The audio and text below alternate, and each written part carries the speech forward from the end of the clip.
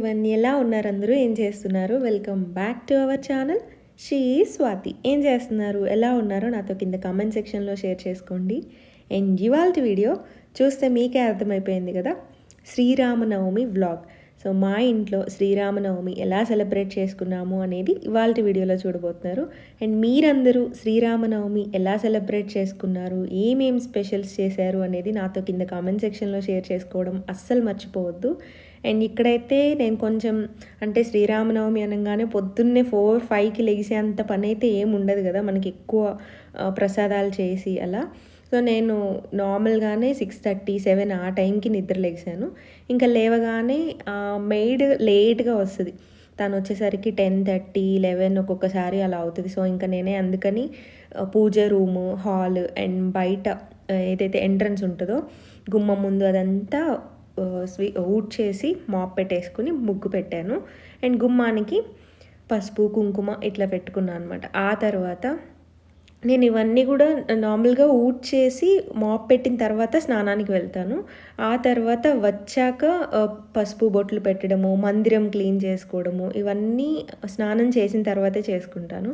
చాలామంది ఇట్లా చేయొద్దు, అట్లా చేయొద్దు, అలా చేసుకోవద్దు, ఇలా చేసుకోకూడదు, ఇలానే చేయాలి అని కొన్ని పర్టికులర్గా చెప్తారు. కానీ అవన్నీ దేవుడు చెప్పలేదు అండ్ ఎక్కడ కూడా రాసిలేదు.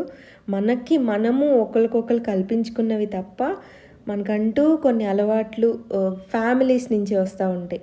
అంటే తరతరాల నుంచి కొన్ని అలవాట్లు మనకు వస్తూ ఉంటే అవి ఎవరి ఫ్యామిలీ వాళ్ళు పాటిస్తూ ఉంటారనమాట. సో నేను అలానే ఫాలో అయిపోతాను.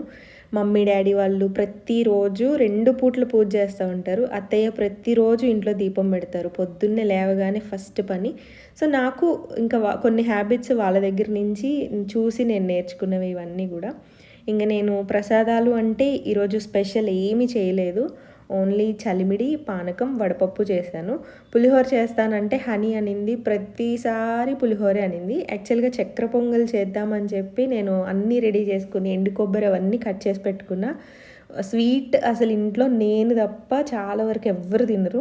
స్వీట్ అంటే నాకే ఇష్టం. నా ఒక్కదానికి కోసం చేసుకోవాలి అండ్ ప్రసాదంగా పెట్టాలి అని అంటే శ్రీరామనవమికి ఎక్కువగా చేసేది పానకం ఒక్కటే కాబట్టి ఇంకా నేను చక్కెర పొంగల్ కూడా ఆపేసాను, చెయ్యబోయేదాన్ని కూడా.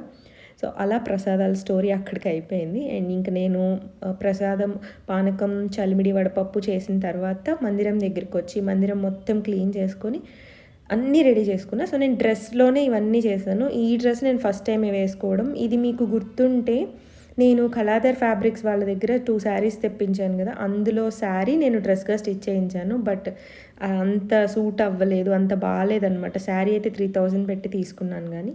సో అది డ్రెస్ స్టోరీ నాది.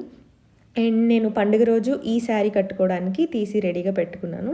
ఈ శారీ నేను ఆల్రెడీ ఎక్కడ తీసుకున్నాను, ఎంత పడింది, ఏంటి అన్న డీటెయిల్స్ అన్నీ ఇంతకుముందు నేను వ్లాగ్లో షేర్ చేశాను. ఈ వీడియో కింద కూడా డిస్క్రిప్షన్లో నేను డీటెయిల్స్ అవన్నీ ఇస్తాను. శారీ తీసుకున్నప్పుడు నేను మీకు చూపించాను ఇక్కడ తీసుకున్నాను అని చెప్పి. ఫస్ట్ ఈ శారీ తీసుకున్న దగ్గర నుంచి నాకు ఎప్పుడెప్పుడు కట్టుకోవాలి అనేది చాలా ఉండింది. పెళ్ళి టైంలో కట్టుకుందాం అనుకున్నాను కానీ అప్పటికి నాకు బ్లౌజ్ రెడీ అవ్వలేదు. సో అందుకే నేను కట్టుకోలేకపోయాను. ఎలా అయినా ఉగాదికి అనుకున్నా, ఉగాదికి కూడా అవ్వలేదు. సో ఇంకా శ్రీరామనవమికి కంపల్సరీ కట్టుకుందాం అనుకుని, ఉగాదికి ఓపిక లేదు శారీ కట్టుకునేది, అందుకని ఉగాదికి ఈ శారీ కట్టుకోలేకపోయాను. ఇంకా శ్రీరామనవమి అంటే కంపల్సరీ నేను శారీ కట్టుకుంటాను, అందుకని ఇంకా తీసి రెడీ చేసుకున్నా. బ్లౌజ్ చాలా పర్ఫెక్ట్గా స్టిచ్ చేశారు. బ్లౌజ్ నేను శ్రీవిద్య జల్లా గారి దగ్గర, తన దగ్గరే స్టిచ్ చేయించుకుంటా. ఎంత బాగుందంటే నాకు ఆ రోజు చాలా కాంప్లిమెంట్స్ వచ్చాయి. చెప్పాలంటే బ్లౌజ్ వల్ల శారీకి అందం వచ్చిందని అనుకోవచ్చు. సో బ్లౌజ్ ప్లెయిన్గా బాగోదని చెప్పి తను శారీలో ఉన్న కొంత క్లాత్ తీసి బ్లౌజ్కి వేసి మోడల్ లాగా హ్యాండ్స్కి పెట్టి స్టిచ్ చేశారు. సో నేను కట్టుకున్నాక మీకు ఫుల్ లుక్ చూపిస్తాను. చాలా బాగుంది ఈ శారీ. మనము ఫంక్షన్స్ అంటే చిన్న చిన్న పెళ్ళిళ్ళకి, మనము గెస్ట్ లాగా వెళ్ళే పెళ్ళిళ్ళకి అలా కూడా చక్కగా కట్టుకోవచ్చు. చాలా డీసెంట్ అండ్ డిగ్నిఫైడ్గా ఉంది శారీ మాత్రం. అండ్ ఇక్కడ నేను జ్యువెలరీ వచ్చేసి green colour studded bangles and ఈ బుట్టలు తీసుకున్నాను. ఇవి పర్ఫెక్ట్గా మ్యాచ్ అయినాయి అని. బుట్టలు నేను చాలా వరకు చెవు పోగులు గోల్డ్వే ప్రిఫర్ చేస్తాను కానీ ఈ 1 గ్రామ్ ఇవన్నీ చాలా తక్కువ పెట్టుకుంటాను. బట్ ఈ శారీ మీదకి ఎందుకో నాకు ఇవి బాగా మ్యాచ్ అవుతాయి అని ఇవి నేను తీసి రెడీ చేసి పెట్టుకున్నా. ఈ బ్యాంగిల్స్ అండ్ ఈ బుట్టలు వచ్చేసి నేను విజయవాడ బామాస్లో తీసుకున్నా. అక్కడ జ్యువెలరీ కొంచెం కాస్ట్ ఎక్కువ ఉంటాయి, కాకపోతే క్వాలిటీ చాలా బాగుంటాయి. మనం ఒక్కసారి ఇప్పుడు నాకు ఆ బుట్టలు వచ్చేసి 2000 రూపీస్ పడినాయి. క్వాలిటీ చాలా చాలా బాగున్నాయి. నేను మీకు దగ్గరగా కూడా చూపించాను కదా. ఈ కింద హ్యాంగ్ అయ్యే పర్ల్స్ ఏవైతే ఉన్నాయో అవి కొంచెం మంచి క్వాలిటీ పర్ల్స్ అనమాట. సో నేను ఆ పర్ల్స్ నాకు బాగా నచ్చి ఈ బుట్టలు తీసుకున్నాను. ఎందుకో ఈ మధ్య శారీ మీదకి ఇలాంటి పెద్ద పెద్ద బుట్టలు బాగా సూట్ అవుతున్నాయి అనిపించి తీసుకున్నాను. ఇవే మనం గోల్డ్లో కొనుక్కోవాలి అంటే కనుక ఆల్మోస్ట్ మనకి 2 lakhs వరకు అయిపోతాయి. ఇంకా నేను అందుకే గోల్డ్ జోలికి వెళ్ళట్లేదు అనమాట బుట్టల విషయంలో. ఇలాంటివి అయితే మనం ఇంకొక ఎన్నైనా తీసుకోవచ్చు, అంత బాగున్నాయి. సో హెవీగా అనిపించినాయి, కొంచెం వెయిట్ ఉన్నాయి బాగా. నేను last year silver coated gold plated jewellery తీసుకున్నాను కదా, ఆ బుట్టలు ఇంకా హెవీగా ఉన్నాయి. నాకు వాటికన్నా ఇవి చాలా బెటర్ అనిపించింది. ఎందుకంటే వాటికి మనకి రిటర్న్ మనీ అంత రాదు, వాటి మీద ఇన్వెస్ట్ చేయడం కూడా వద్దనిపించింది. అవి మనకి 25,000 30,000 అలా పెట్టే బదులు ఇవి 2000 అంటే మనం ఎన్నిసార్లు అయినా పెట్టుకోవచ్చు. సో అందుకని నేను ఇంకా ఇవి తీసుకున్నాను, ఈ బుట్టలు. సో గాజులు వేసుకోవడానికే నాకు చాలా కష్టమైపోతుంది. చాలాసార్లు వీడియోస్లో చెప్పిన ప్రతిసారి చాలామంది గాజులు వేసుకోవచ్చు కదా అని అడుగుతూ ఉంటారు. కొన్ని కొన్ని విషయాలు నేను నా వరకు ఎంత తీసుకోవాలో అంతే తీసుకుంటాను. సో గాజులు నా సైజ్ యాక్చువల్గా వచ్చేసి నాకు 24, 26 సరిపోతాయి. కాకపోతే నేను చేతి దగ్గర అడ్డశీల అంటారు కదా, వేసుకునే దగ్గర నాకు అసలు పట్టవు. 28 నేను కష్టం మీద ఎక్కిస్తాను అనమాట. కిందికి వెళ్ళేసరికి గాజులు లూజ్ అయిపోవడము అలా ఉంటుంది. అండ్ నేను వేసుకునే దగ్గర అక్కడ గీతలు పడిపోవడము, మార్క్స్ పడిపోవడము ఇలా జరుగుతూ ఉంటాయి. కోల్డ్ క్రీమ్ రాసి నేను ఆ కోల్డ్ క్రీమ్ అప్లై చేసిన తర్వాత గాజులు వేసుకుంటా, అయినా కూడా అదే పరిస్థితి. ఇది చాలా వరకు అర్థం చేసుకునే వాళ్ళు అర్థం చేసుకుంటారు, బట్ అర్థం చేసుకోకపోయినా పెయిన్ నేనే తీసుకుంటున్నాను కాబట్టి సో నాకే తెలుసు అది. సో శారీ మొత్తం కట్టుకున్న తర్వాత ఇలా ఉంది. ఫస్ట్ యాక్చువల్గా నేను ప్లీట్స్ పెడదాం అనుకున్నాను. అప్పుడు అనిపించింది సూట్ అవ్వలేదు, ఎప్పుడు రొటీన్గా అనిపిస్తుంది అని చెప్పి ఇంకా నేను సింగిల్ వేసుకున్నాను. బట్ చాలా బాగుంది. బ్లౌజ్ నాకు బాగా నచ్చింది. Thank you so much Srividya గారు. నేను యాక్చువల్గా ఈ బ్లౌజ్ విషయంలో అంత పర్టికులర్గా ఉండను, ఆవిడకే అప్పచెప్పేస్తాను. శారీస్ పంపించేస్తా, కొరియర్ చేసి నాకు ఈ శారీ మీదకి బ్లౌజ్ కావాలి అని చెప్తాను. సో తనే నాకు ఎలా సూట్ అవుతుంది ఏంటి అనేది స్టిచ్ చేసి పంపిస్తారు. సో ప్రమోషన్ కాదు, నేను మనీ ఇచ్చే స్టిచ్ చేయించుకుంటాను అన్నీ కూడా. ఎందుకంటే వాళ్ళ కష్టం నాకు తెలుసు. పాపం ఆవిడ చిన్న పాపను పెట్టుకుని కూడా పర్ఫెక్ట్గా టైంకి నాకు రేపటికి కావాలంటే రేపటికి స్టిచ్ చేసి మళ్ళీ నాకు కొరియర్ చేస్తారు. 1 dayలో వస్తాయి నాకు. హనీకి కూడా యాక్చువల్గా లంగా జాకెట్ ఇవన్నీ స్టిచ్ చేయించాను, కానీ విజయవాడలో మర్చిపోయి వచ్చారు. సో పాపం హనీకి ఉగాదికి అండ్ శ్రీరామనవమికి రెండిటికి నేను లంగా జాకెట్లు 2 అక్కడ మర్చిపోయి రావడం వల్ల వేసుకోలేకపోయింది. ఇంకా దేవుడి దగ్గరికి వచ్చేసాను రెడీ అయిపోయిన తర్వాత. కుంకుమ పెట్టుకొని ఇంకా రెడీ అయ్యి దేవుడి దగ్గరికి వచ్చి, ఈసారి ఎందుకో దేవుడి దగ్గర చాలాసేపు మేమెప్పుడు శ్రీరామనవమి అంటే కళ్యాణం మిస్ అవ్వను నేను. కనీసం కళ్యాణం అంటే ఆ 12 ఆ టైంకి తాళి కట్టే టైంకైనా సరే అక్కడికి వెళ్ళి చూడడం నాకు చాలా ఇష్టం. చిన్నప్పటి నుంచి కూడా, చిన్నప్పుడు ఎంత ఆడుకున్నా ఆ కట్టి తలంబ్రాలు టైంకి మాత్రం టెంపుల్లో ఉండేదాన్ని. బట్ ఈసారి ఎందుకో నా మందిరం దగ్గర పూజ దగ్గరే నేను ఆల్మోస్ట్ 1.5 hour టైం స్పెండ్ చేసి పూజ చేసుకున్నాను. సింపుల్గా నేను ఏమీ బుక్స్ ఏం చదువుకోలేదు, కానీ ఎందుకో అక్కడే కూర్చొని అలా చూడబుద్ధి అయింది చాలాసేపు. 1.5 hour నేను దేవుడి మందిరం ముందు నుంచి కదలలేదు. ఇంకా మొత్తం అంతా నా దగ్గర శ్రీరాముడు ఇది ఫోటో కూడా లేదు.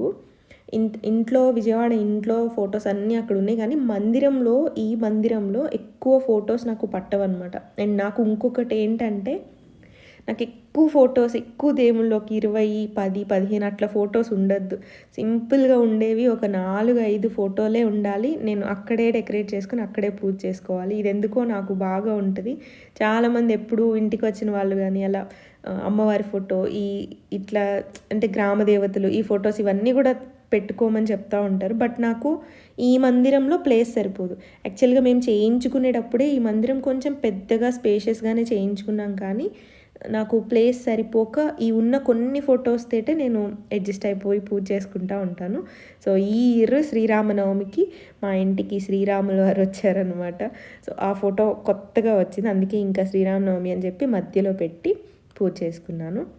సో నేను ఎప్పుడు దేవుడు పూజ చూపించినా చాలామంది ఎక్కువగా నన్ను అడిగేది ఏంటంటే, ఈ మందిరం మీరు ఎక్కడ తీసుకున్నారు అని చెప్పి. నన్ను ఆల్మోస్ట్ ఈ 1.5 ఇయర్ నుంచి నేను ఏ పూజ వీడియో పోస్ట్ చేసినా ఖచ్చితంగా ఒక 1-2 కామెంట్స్ మందిరం గురించి ఉంటాయి. సో నేను మళ్ళీ మెన్షన్ చేసి చెప్తున్నాను. ఈ మందిరం మేము చేయించి ఆల్మోస్ట్ 8 ఇయర్స్ ఆర్ 7 ఇయర్స్ అవుతుందేమో, నాకు ఎగ్జాక్ట్గా అయితే గుర్తులేదు కానీ. సో ఈ మందిరం చేయించింది. అప్పట్లో మేము చేయించినప్పుడు 13,000 వరకు పడింది. టేక్ వుడ్ తోటి చేయించాము. సో స్ట్రాంగ్గా ఉంది. యాక్చువల్గా ఇప్పుడు ఇంకా చాలా మంచి మంచి మోడల్స్ వచ్చినాయి. ఎంత మంచి మోడల్స్ వచ్చినా ఈ మందిరం చాలా బాగుంటుంది. మీరు కావాలంటే స్క్రీన్ షాట్స్ తీసుకోవచ్చు. పైన స్టెప్స్గా గోపురంలాగా వెళ్తుంది.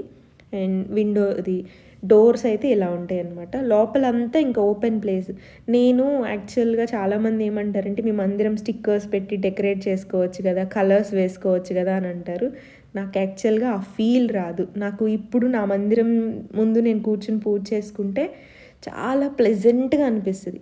ఒకవేళ నేను స్టిక్కర్స్ పెట్టేసి కలర్స్ ఇవన్నీ యాడ్ చేస్తే నాకు మందిరం డామినేట్ చేసి ఆ పీస్ఫుల్నెస్ మనం పూజ చేసుకునేటప్పుడు ఉండదు. ఆ కలర్ఫుల్నెస్ ఇదంతా ప్రశాంతంగా ఉండాలి. అందుకని నేను మందిరం డెకరేట్ చెయ్యను. ఎప్పుడైనా ఇలా స్పెషల్ పండుగలు, శ్రీరామనవమి, వరలక్ష్మి వ్రతం, ఉగాది, వినాయక చవితి ఇలా ఉన్నప్పుడు నేను సెపరేట్గా పెట్టి పూజ చేసుకుంటాను. మందిరానికి మాత్రం పసుపు రాస్తాను. పసుపు, బొట్లు ఇలాంటివి పెట్టుకుంటాను అనమాట. అండ్ ఇది నా పూజ. చాలా ప్రశాంతంగా చేసుకున్న. ఈసారి ఎందుకో వినాయకుడికి మాత్రం బెల్లం పెట్టాను. ఈసారి ప్రసాదం ఏమి చేయలేదు, సారీ అని చెప్పి. ఎందుకో ఇంట్లో వాళ్ళు కూడా వద్దు ప్రసాదాలు, ఎప్పుడు పులిహోర, ఎప్పుడు అవే వద్దు అన్నారు. సో ఇంకా నేను కూడా లైట్ తీసుకున్నా ఆ రోజు. అందుకని ఎక్కువ ప్రసాదాలు ఏం చేయలేదు. చలిమిడి, వడపప్పు, పానకం అయితే చాలా బాగా వచ్చింది. నేను కొంచెమే తాగుతాను పానకం. నాకు ఆ ఘాటు గొంతు దగ్గర ఎట్లనో అనిపిస్తుంది. చాలామందికి పానకం చాలా ఇష్టం. నేను కావ్య కోసమే ఎక్కువ 1 లీటర్ వరకు చేశాను పానకం. ఎందుకంటే ఆమెకి చాలా ఇష్టం పానకం. కూర్చుని చక్కగా ఆస్వాదిస్తూ అది డ్రింక్ తాగినట్టు తాగుద్ది. నాకు కూడా చిన్నప్పుడు బాగా గుర్తు, డ్రమ్ములు పానకం కలిపేవాళ్ళు శ్రీరామనవమి అంటే.